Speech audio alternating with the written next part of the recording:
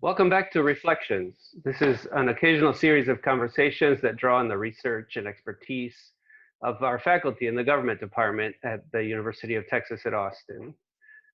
Today we're reflecting on the impact of the coronavirus on our politics, on our teaching from the perspective of two award-winning professors who teach together, often in an online introduction to American government.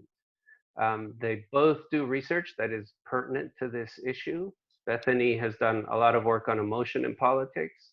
Her most recent book is called Anxious Politics, Democratic Citizenship in a Threatening World.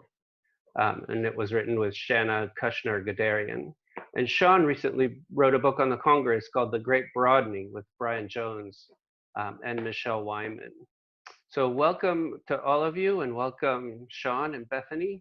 Thanks for joining me. Oh, thanks for asking us, Dan. Thank you. Yeah, no problem at all. So let me ask you first about teaching, right, today. Teaching American government was tricky before we started with the whole coronavirus and the isolation and everything else. We seem to be very polarized. People have a hard time speaking across partisan boundaries. So how do you teach a course on American politics in an election year in the middle of a pandemic with heightened partisanship, a public health crisis, and all kinds of uncertainty about the economy and our politics and everything else? Yeah, so the kind of easy answer on this is that it's our job.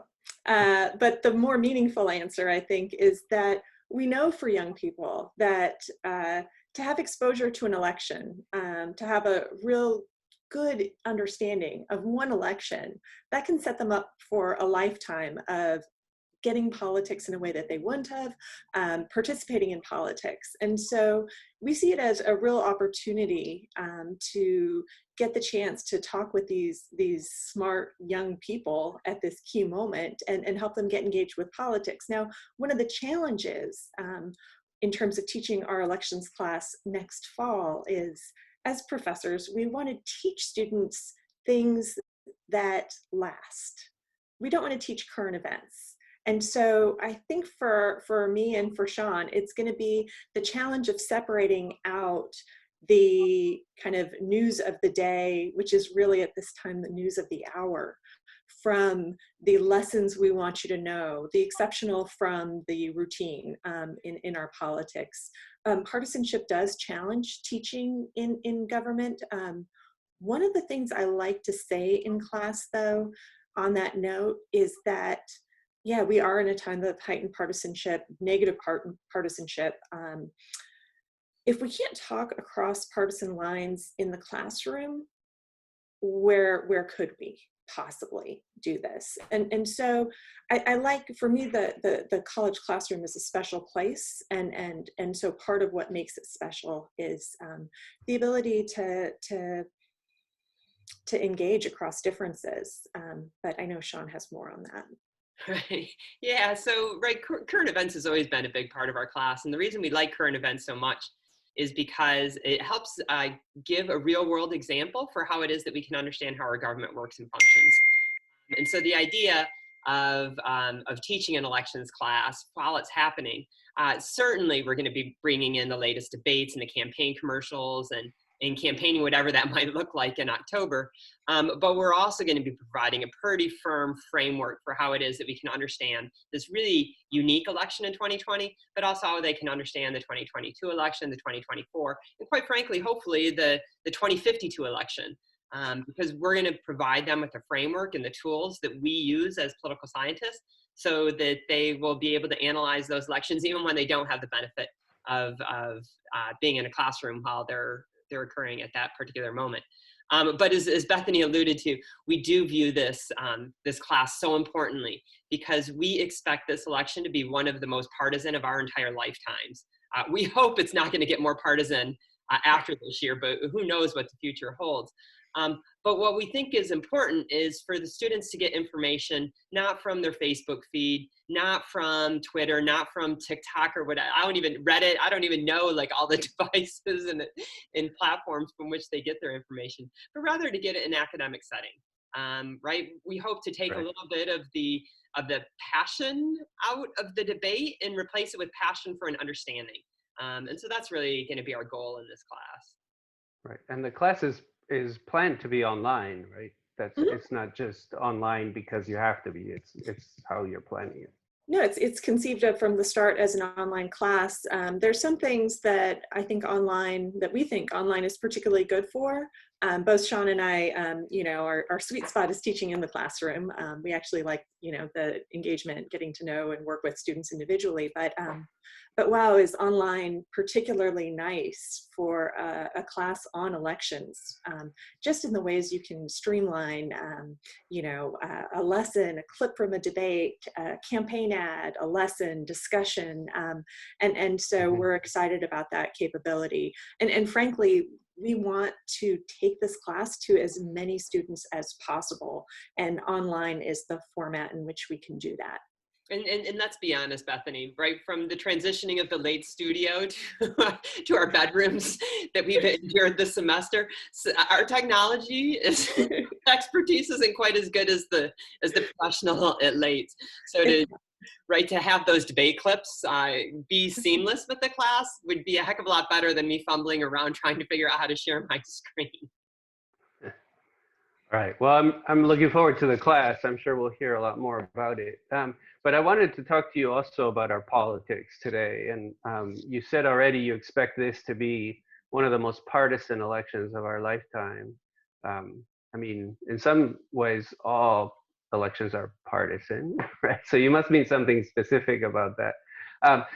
And maybe we can get back to that. But I really want to think about, especially given your expertise, Sean, how's Congress doing with this whole COVID crisis? I mean, we've seen, endless coverage of presidential politics, but much less attention given to the Congress.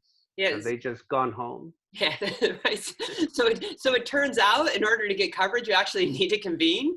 And that's been quite difficult for Congress, right? So they passed a couple of different major pieces of legislation that have put a whole lot of money into the economy in a variety of different ways, from directly into people's wallets, but also into small business and also, quite frankly, into bigger businesses. And so Congress I think that Congress has acted admirably. I'm not sure that Congress could have pulled it together in quite the way that they have. Remember that we have Republican majorities in the Senate, we have Democratic majorities in the House, and so they have very different ways in which they sure would have liked to have attacked this crisis.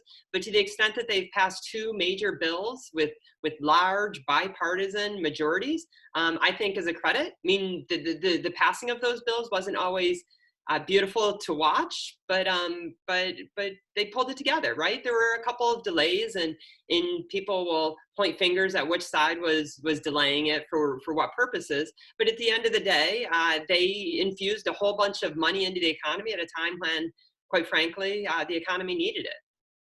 Right. And now for the counterpoint, we'll go to you. This is one of the joys of teaching with someone who is so informed and knowledgeable. I can bounce off of him and offer up a different perspective. I'm not going to challenge anything Sean says on this one, except to say that we can't forget that there's a Republican incumbent in the White House, and when the stage is set with a Republican incumbent in the White House, Republicans in the Senate have a predisposition to help the economy out in a way that they would not have if they had a Democrat in the White House right now. And so part of Congress's success here, I think, has to be attributed to partisan interests. No, and what's particularly interesting about that, right, there's no doubt that that's true. If there were a Democrat in the White House right now, I think that you would be seeing a far different response from the Republicans in the Senate. But what's been interesting is most of these legislation that we're talking about were negotiated between the White House and the Democrats in the House. And I think that the Republicans in the Senate have frequently taken a backseat to those negotiations. And so every now and then you'll see some of them kind of rise up and say, all right, we're not going to do another thing until we include this part of the package, Right. and then the White House will completely cut them out of negotiations, and they'll negotiate directly with Nancy Pelosi, and we'll get another major bill that doesn't include that part, which Republicans in the Senate told us is absolutely necessary before they would go along with it. And they'll continue to play ball because they need people turning out for the president to help the down ballot chances of Republican senators. Right.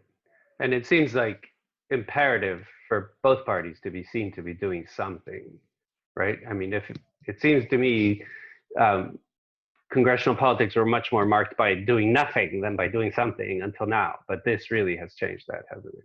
No, for sure. I mean, right, the Senate has been back in session this week. The House is supposed to come back into session next week. I think you'll see them with different agendas for the next couple of weeks. I think right now everyone is just kind of a wait and see kind of mode.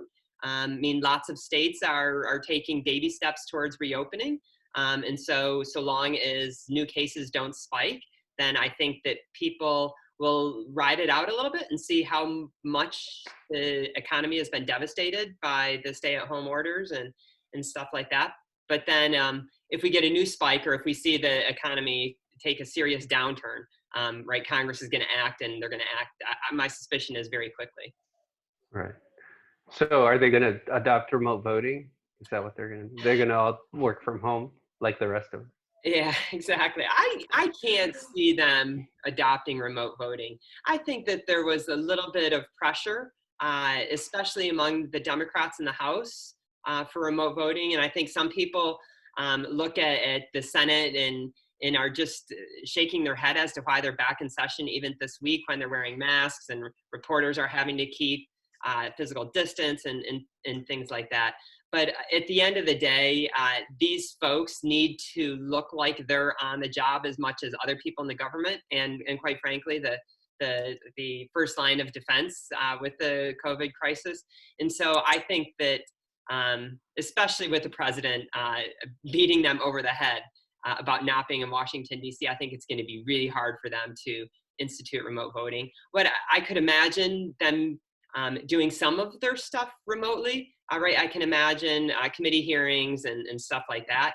But when it comes to the sacredness of the vote, of a roll call vote, my suspicion is that they're still going to be doing that within, quite frankly, is a really large room. They're apparently working out details as to how they can do this safely. And I think just for the continuation of over 200 years of practice, that's what's going to continue even in these extraordinary times.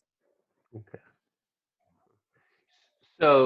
So we should expect them to continue to respond to events in the economy. We should expect them to continue to come into Washington to do their thing. Anything else that you really think we'll see from them going forward? Yeah, right. So my suspicion is that if the economy starts trickling up, right? If people start going back to work ever so slowly, and if we don't have a new spike in cases, my suspicion is that things will slowly return to normal on Capitol Hill, which unfortunately means that I think partisanship is going to be coming back with a vengeance, especially as the time to the election gets shorter and shorter. So if there isn't any big surprises, my suspicion is that partisanship will be back in full force really before we know it. Which is going to make coming up with CARES Act 2 even more difficult. States certainly want some direct assistance from the federal government, right? We're still dealing with healthcare providers, right? Infrastructure projects have been talked about as a way to boost the economy even more. I think each of those debates is going to be much more difficult if we start seeing early signs that economic recovery is happening. But if the employment numbers continue to come back worse, and if May doesn't look any better than April, then I think that partisanship will be at bay for maybe another month. So it really depends on what the news of the day is with respect to the economy and new cases and deaths, quite frankly. Right. All of that obviously is going to be coloring the campaign, right? Elections are getting closer. Things are really different now. So how do you see this whole crisis affecting the campaign? A couple key things to pay attention to. There are opportunities to travel, hold events, fundraise.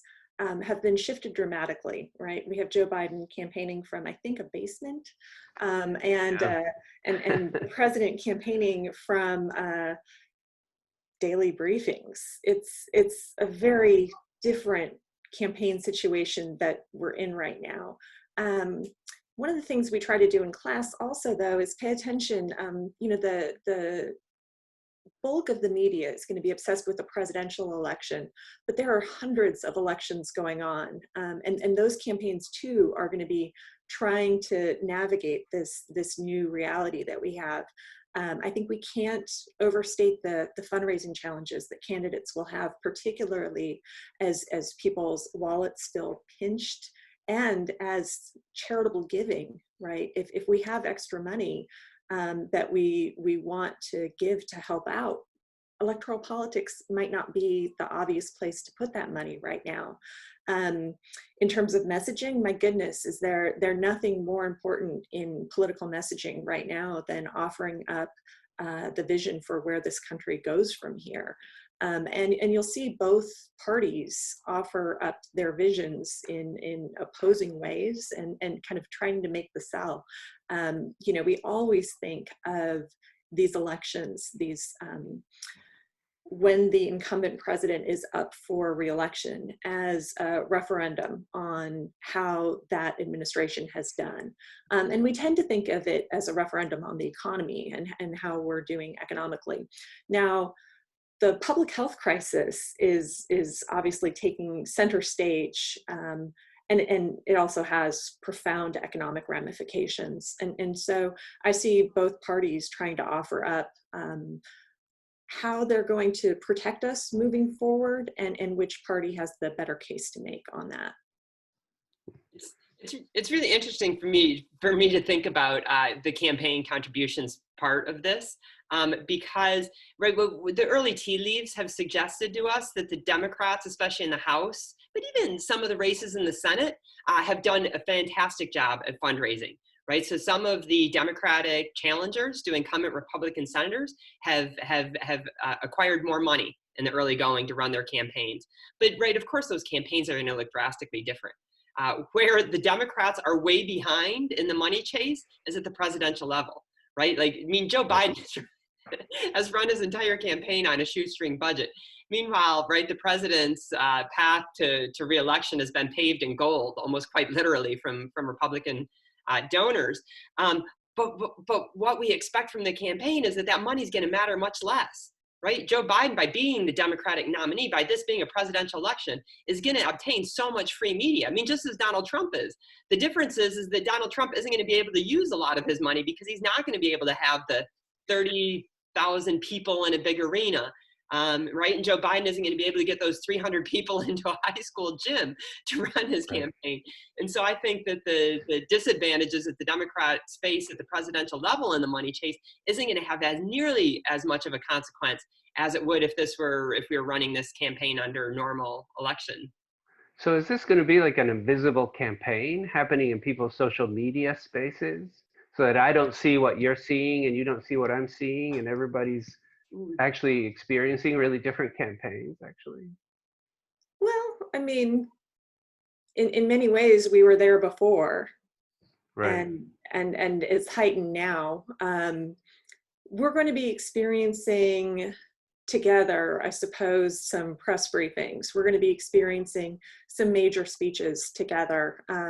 Those will be, though, filtered through our kind of partisan media environments, as the elections have been for decades now. I don't know. It's hard to imagine the partisanship angle in terms of our experiences going into this election. I think is profound in terms of what's our understanding of the COVID crisis. As somebody who's studied research around public health threats, what strikes me as something completely different about public health threats that I've researched in the past is that we're viewing these through such strong partisan filters that we're experiencing almost two different realities of the crisis.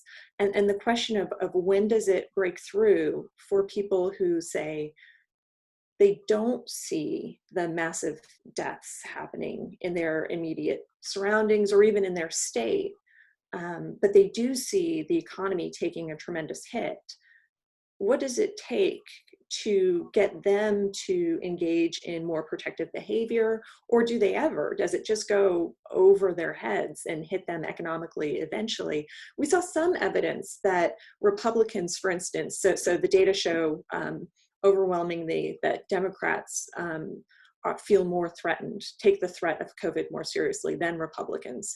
But we saw some evidence, for instance, in Washington state early on in the crisis, that Republicans who felt it in Washington, once it got closer to them, that experience overrode their partisanship.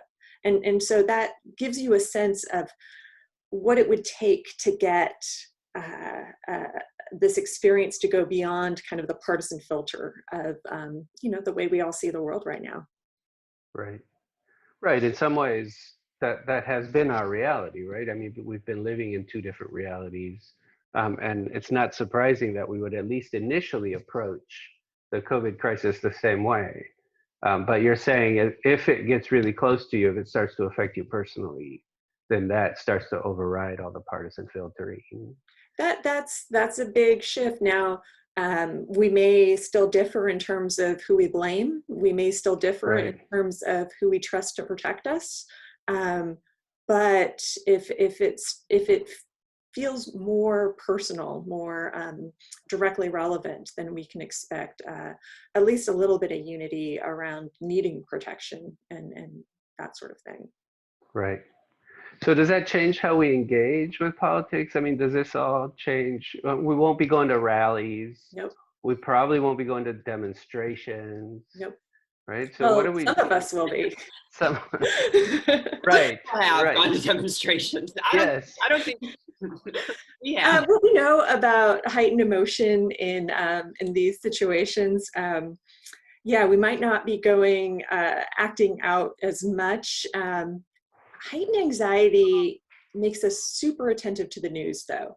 And consuming information is a political behavior. It's a really relevant political behavior. It's particularly relevant when candidates can't get out there and campaign in person. So if we want to say what happens to an election in which campaigns are dialed back because they have to be for safety reasons, and what are the effects of that? This isn't we aren't holding constant people's attention to politics, right? In political science research, we want to study what happens when one thing moves and the other thing doesn't. So candidates aren't going to be engaged with the mass public in the same way, but the mass public has this heightened attention to politics. And so maybe they don't have to be as engaged holding events and rallies and such. So that anxiety, so I'm going to distinguish between some emotions here. That anxiety is really good for getting people to pay attention to the news. And we've seen that in terms of looking at news broadcasts, looking at newspapers. People have their eye on this event, as they should. What anxiety isn't good at, though, is getting people out to vote. Anxious people show no sign of being any more or less likely to vote. The more relevant emotion there, and one that I think is also widely available in our current context, is anger. Studies show that anxious people tend to learn more, tend to engage more in terms of with information. And in our research, they're highly attentive to threatening information, and they're more likely to support protective policies.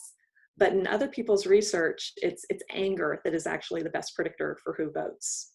Okay. What I think is particularly interesting about that is that I think perhaps for this election, we're going to be, it's going to be based on facts that are going to be shared across both sides, right? Like, it's as horrible as it sounds for me to say, it's easy to count deaths. It's easy to count job losses, unemployment rate. Like those data are going to be the data that we're all going to use to figure out for whom we should vote. But I think one of the key things that Bethany suggested there was that who we blame for those numbers is going to be critical. And I think wrapping that up into the frame of anger, I think we could see how this plays out in a campaign, which is going to make 2020 just right, so unusual, even compared to 2016. Right. Right. So maybe less theater, more information in the campaign. But then who gets out to vote will really depend on who's more angry with what's going on in the situation and what they want to change. And I think we're Huh. probably all seeing that already in our Facebook feeds, right? There are those Mhm. our friends who are outraged that states are even talking about opening up their economies, and then there are other people that are outraged that they haven't done more, that they even ever went into lockdown. And Right. so, right, we're seeing that anger, I think, play out in a very real way already. Of course, all through the computer, because we can't. Well, 99% of us aren't out there Right. demonstrating and protesting. Right. Most of us are not. Right. So are we going to be voting by mail? Like, how are we going to do this election? Depends on your state.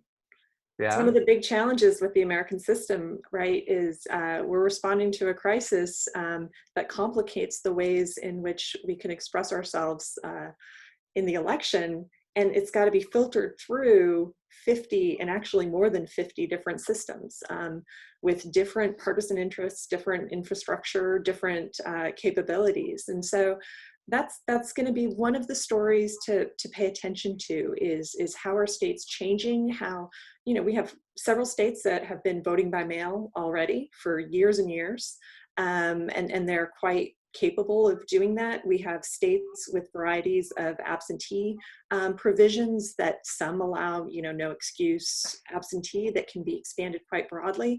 In other states, it's going to be much more difficult. And the planning for it has to start 6 months ago.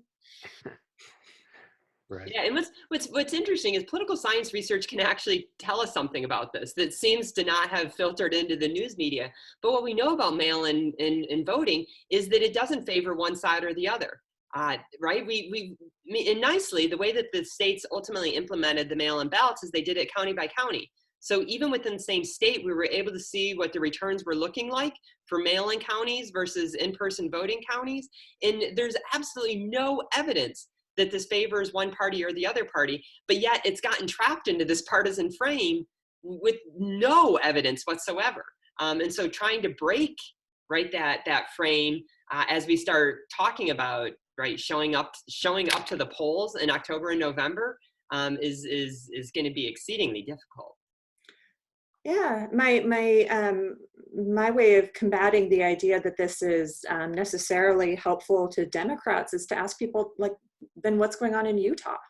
Utah's had vote by mail, and they're not really known for their propensity to vote for the Democrat.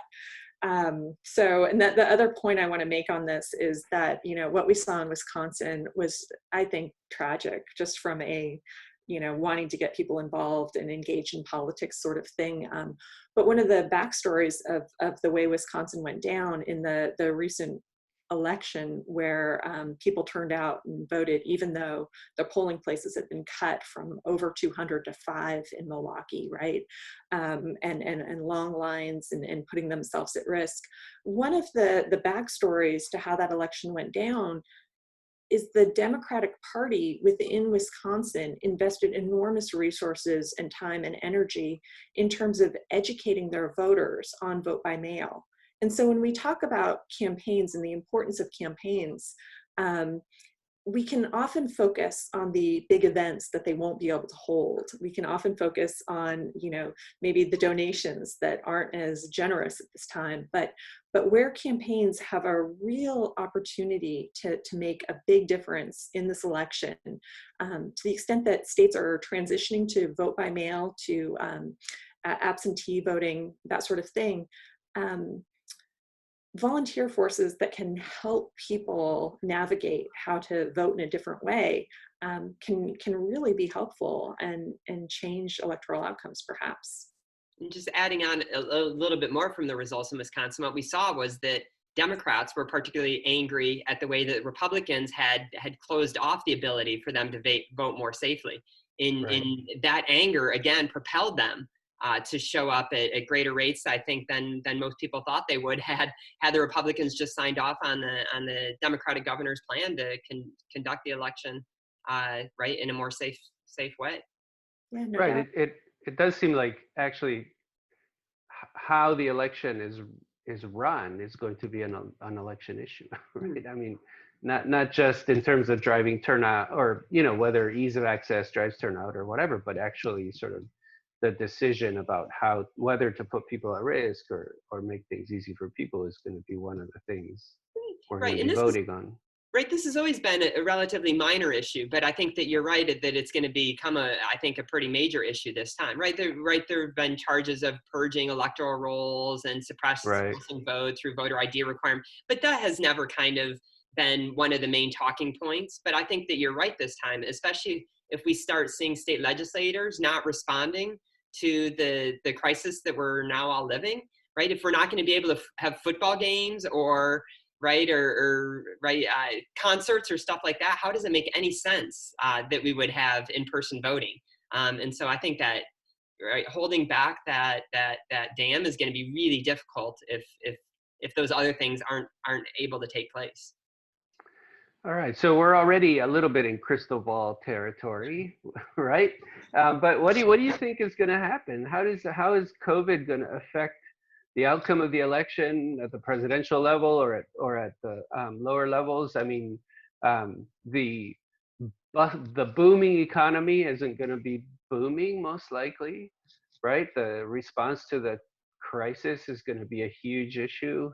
So who are they going to blame? Who is going to come out ahead after all this?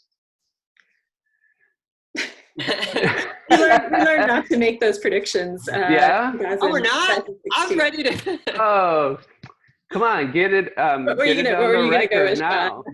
Nobody ever goes back to check what you predicted. Here's what's going to happen, right? So the economy is probably not going to be in great shape, but what we've seen That's an understatement. What we've seen just over the course of my teaching career at the University of Texas is two elections in which the economy was hit pretty hard. One of those is 2002.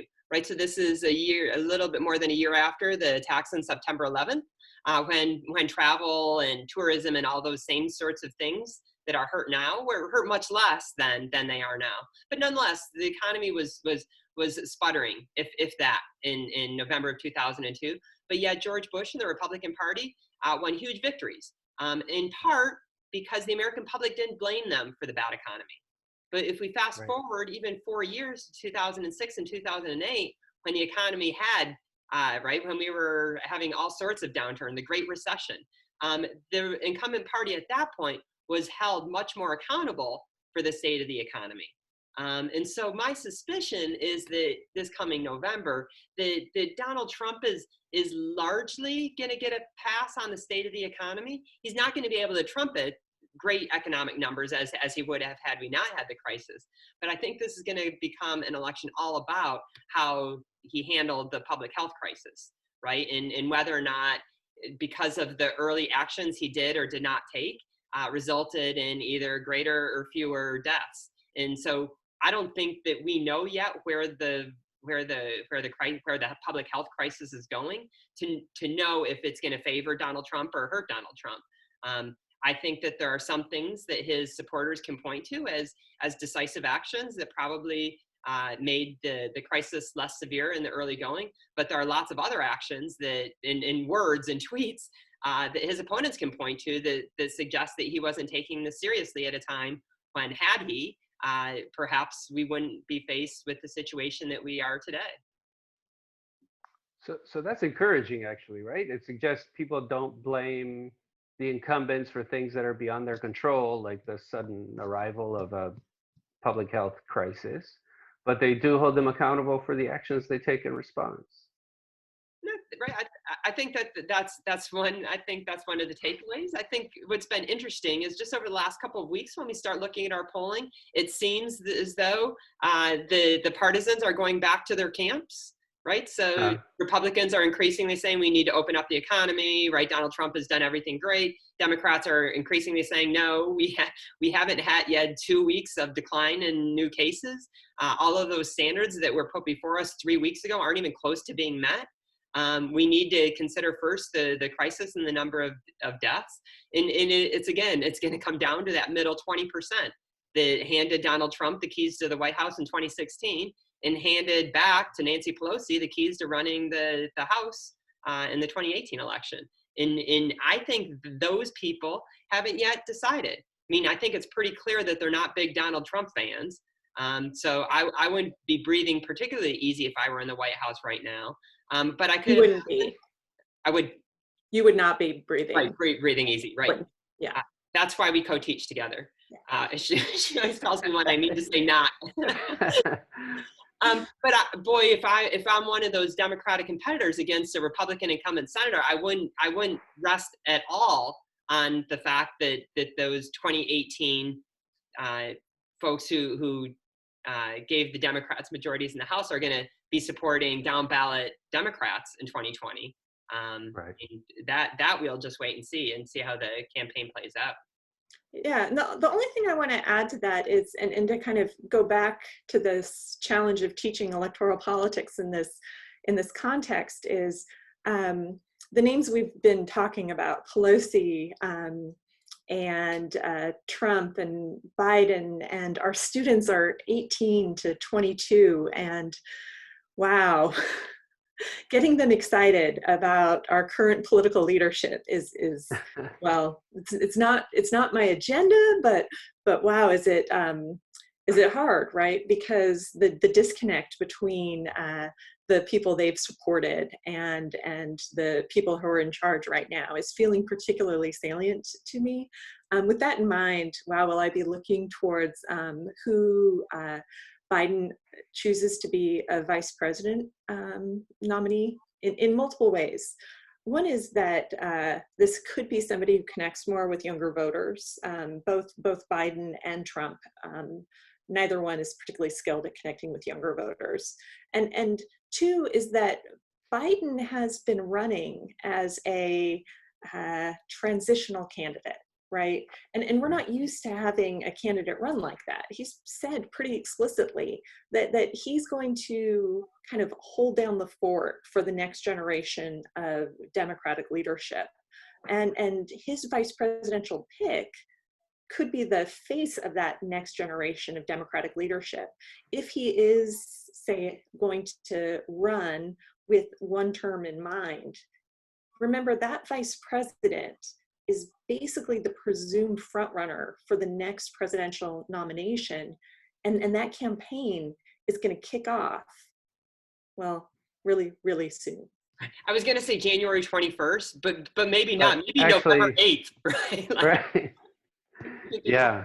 An inauguration. Really soon. Well, I think we're running out of time. So I want to thank both of you for joining me for the conversation. I think it was super interesting. And we hope everybody who gets to see this has enjoyed it as well and learned something along the way. Great. Thanks for having us on, Dan. Thank you.